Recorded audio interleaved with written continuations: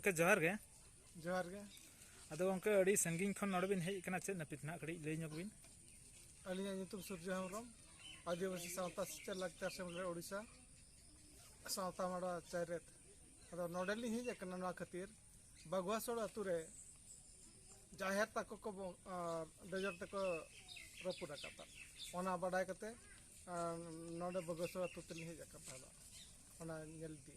अदो गंके चेद बिन नेल किया आर चेद को बिन बाडाय किया नोडे रपुड अकाम था रपुड अका को नोडे दो मिद प्रकार अब आदिवासी को संताड़ को मंदिर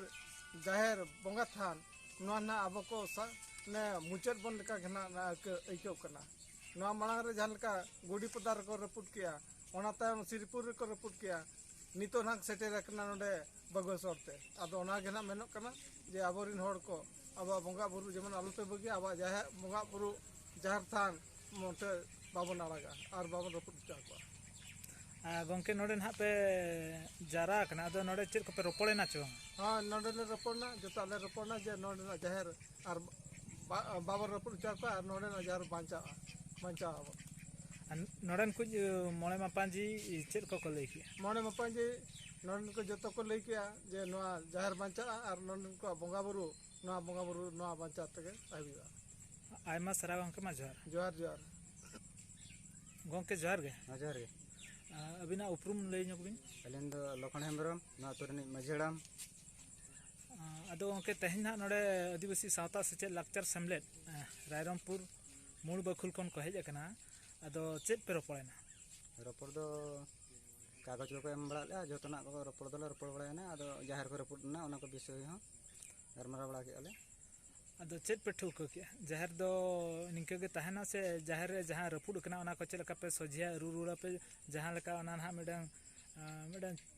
रपुड कना माने चेलका पे जुत्र रुड़ा बंगा बुरु को रपुड काट का ओना को इदी कते कलई ᱧᱚᱜ ओना दो जाहेर कई प्रतिष्ठा हुआ बंगा बुरु को अगु हुआ बंगा ᱧᱚᱜ हुआ छतिक जते मिटे रपुड का मानन दना ओना निहाती प्रतिष्ठा ᱧᱚᱜ हुआ से ओना लगे गे आयमा सरा गंके जोहार गे जोहार गे अदो ना नोडे बिन हेजना चेद को पे गपार माराव किया अदो नोडे आलेमा गोटाले दालान कना नोडे खबर ले नाम कते ले हेजना तो सरी हां सरी ले नेल किया तो डोजरते ओना जाहेर गाल को रखो कते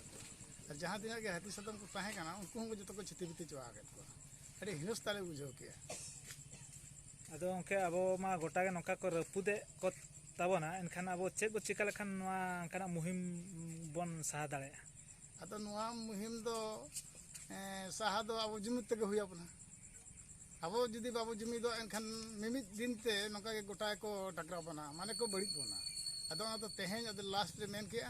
जे अब जुमिद तपल तक हुआ तबे ना अब जाहेर गाल तो बंचा आयमा सरा गंके मा जोहार जोहार गंके जोहार गे जोहार गे अदो ना बेन अड़ी संगीन खन बिन हेज कना तेहना ना दुपलु रे दाव बिन हताव का तो चेद को पे रोपना चेलका नोडना बिन बड़ा इदी किया जाहो नोडे हेज सेटर कते नोते रेना अड़ी एटकेटणे हुई कना जाहेर गाल को रपुड का जाहो चेद इदी कते चेद उद्देश्य ते ओना अड़ी बड़ी को कमी का अदो लगन ते लगन नोआ को अब जाति तला लगी नोआ होय नोआ प्रतिष्ठा लगी को एममा गंगाधर को लगी और जहां को कई का ओना ना कई ना को शरण अच्छा गंके अदो मुचेद अबिना उपरुम कड़ी लेबिन इया ᱧᱩᱛᱩᱢ ᱫᱚ मान दुर्गा मुर्मू बिसुईपी पारगाना आयमा सरा गंके जोहार गंके जोहार गे हां जोहार गे अदो अबिन हो नोडे बिन सेटर कना तेहन नुकु ना बागुआसोड़ मोड़े मापांजी ठेन अदो चेद को रोपड़े ना पे जो अलिना अब बालेश्वर जिला बुलियापाड़ा ब्लॉक डिग्री पही चांगा समझ पार्षद और माचेत हो अलिना ᱧᱩᱛᱩᱢ दक्षिण मुर्मू अदो जो नोडे भोई दिसम राजगोविंदपुर ब्लॉक बागुआसोड़ अतु रे अलिन हो ना खबर नाम काते नोडलिन सेटरना जो न्यूज लिन नेले ताहे अदो तेहन दो अब आसेका हेड ऑफिस रायरंगपुर कोन गंके तको को हेजना नोआ जाहेर बागुआसोड़ अतु रेना जाहेर गाल को नेल बड़ा इदी का और अब हो खबर नाम काते नोडे होबन सेटरना और नोआ को बन नेल किया जे बांगा सरी गे जाहेर को को रपुड का बंगा बुरु को रपुड का ताकुआ अदो हो नोका अदो इना मेन दो नोआ कना अब सानाम सांताल जाति और साना धर्म रेन हो सानाम हड़ बन सपोदो मा जुमिदो मा बन गड़ो गपड़ो काते जहाँ नोडे दुख रे को मेना को बगोसोल अतुरिन आयो बाबा को मणे मापांजी को और आको धर्म गाड़ जहाँ को मालो टका ओना सपोहत बन एमा कोआ गड़ो बन एमा कोआ और आको अतु कान और बांग मालोटो कान जाहेर गाड़ बन दु दोहे ताकोआ और ओना दु दोहो लगित गे तेज आको दुख नेल तेगे हेड ऑफिस खन हो और अब ब्रांच आसेका डिग्री पे खन बन सेटर कना और अब हो ब्रांच आसेका डिग्री पे हिरिन जहाँ तीन कमिया को आले होले सेटर कना आले हो सपोहत ले एमा कोआ साथे सनाम हड़ बन सपोहत कोआ और मालोटो कान बगोसाल तुरना धर्म जाहेर गाड़ ओना बन माने वार राकाबा माने दु दोहयाबन इना के रोड कते इना काटोर नोडी गिन जतो आयमा सारा गंके जोहार गे जोहार अबिन हो अबिना उपरुम सदर साथे नोडे चेट को हां पे टेम्पे गलोच ओना को दिते अलिंग दो बरपदा जापा आदिवासी सावता से लक्चर समरे चांगा पाटा खन गलिंग हेज एकना ना अलिंगा गोवर्धन सर चांगा ऑफिस खन लिंग हेज ना आबा नोडे नोना सोशल कथा लगाते नोआ मोबाइल करे के नेल काते के दुख बुझेनते नोडे चांगा खन हो बांग ताहे थिर काते नुकुआ दुख सलाते अब हो दुख बुझेना आदो ना दुख दो समानते हटिंग हुईना लपई हुईना और नुकु को तेहें नोआ चेंगा चिरगल रना कथा लईना और जुमिदो बाबत ते रोपण हो हुईना आदो अब संताल बयहा को नोंका दुख सुख रे गोपड़ो ताहेन अड़ी जरूरी कना आदो नोआ को तेहें आले नुकुआ दुख सावता आले दुख ले बुझाव के तेहें नोआ दुख दोले हटिंग किया जाहेर गाड़ रपुदो दो अड़ी मरांग दुख कान ताबोना नोआ जाहेर गाड़ के अब तेहें सामटाव का बोना नोआ को लई काते के लिन